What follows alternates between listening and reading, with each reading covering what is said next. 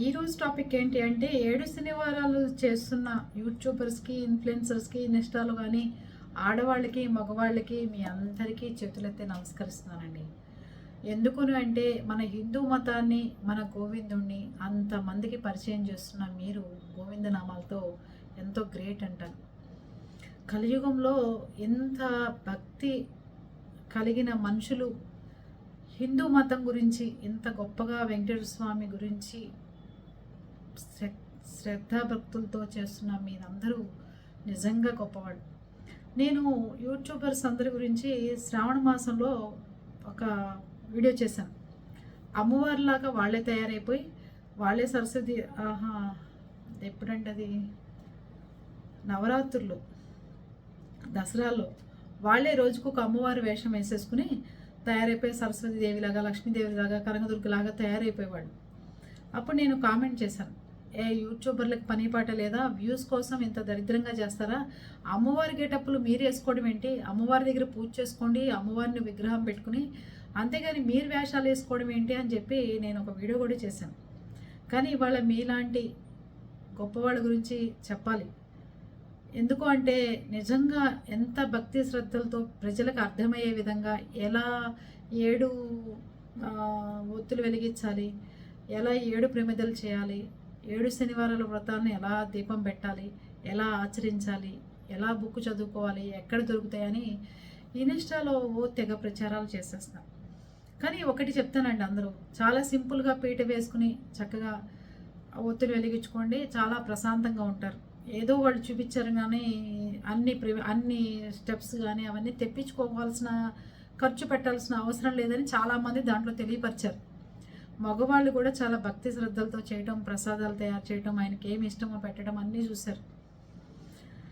చెప్పేది ఏంటి అంటే మీరందరూ వ్యూస్ కోసం కానీ దానికోసం కాకుండా ఎంతో గొప్పగా చేస్తున్నారు. నిజంగా మీలాంటి 7 శనివారాలు చేస్తూ స్వామివారి గురించి ఇంత గొప్పగా ప్రచారం చేస్తున్నందుకు చాలా చాలా థ్యాంక్ యూ సో మచ్ అండి. మీలాంటి వాళ్ళ వల్ల కొంతమంది ఉన్నారు చాలా వాళ్ళకు ఇప్పుడు దేవుడి ముందు మనం ఏంటి అనేది నిరూపించుకోకూడదు. కుంకుమ బొట్టు పెట్టుకుని లేడీస్ అయితే చక్కగా ఒక చీర ఆరేసుకుని మడిగా లేకపోతే కొత్త చీర కట్టుకునో మీ స్తోమత తగ్గట్టు పూజ చేసుకోవచ్చు, తప్పులేదు. కానీ అమ్మవార్లు నవరాత్రులప్పుడు వాళ్ళు అమ్మవారి కంటే ఎక్కువ వీళ్ళే తయారైపోయి వీళ్ళే నగలన్నీ పెట్టేసుకుని బీభత్సం చేసేసి యూట్యూబ్ను ఒక ఊపారు. కానీ మీరందరూ చక్కగా వెంకటేశ్వర స్వామిని చూపిస్తున్నారు. జనాలకి మరిచిపోయి చేయని వాళ్ళు కూడా చేసే విధంగా చేస్తున్నారు, తప్పులేదు. ఇలాంటి వ్యూస్ కోసం చేసినా కూడా తప్పులేదంటారు. అవన్నీ వాళ్ళ అందంగా కనిపించడానికి, వాళ్ళ ముస్తాబు అవడానికి, వాళ్ళకేముందో చూపించుకోవడానికి చేస్తున్నారు. ఇవన్నీ ఇలా కాదు కదా.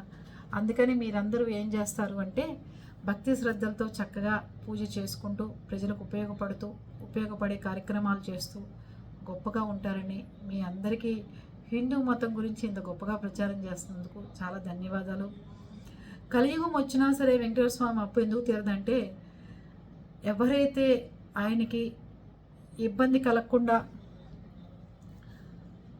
డబ్బులు వేసేటప్పుడు భక్తి శ్రద్ధలతో చాలా కష్టార్జితంతో తీసుకొచ్చి వేస్తారో అలాంటివి అప్పులు తీర్చడానికి ఉపయోగిస్తారట ఆయన.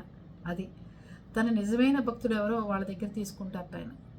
అందుకని మీరందరూ మరొకసారి ధన్యవాదాలు తెలుపుకుంటున్నాను. మీ అందరూ ఇలాగే దేవుడికి ముడుపులు కడుతూ 7 శనివారాలు వ్రతాలు చేసుకుంటూ మీ కుటుంబంలో ఉన్న సమస్యలు, కోరికలు అన్నీ తీరాలని మనస్ఫూర్తిగా నేను మన పీపుల్స్ టీవీ నుంచి చెప్తున్నాను.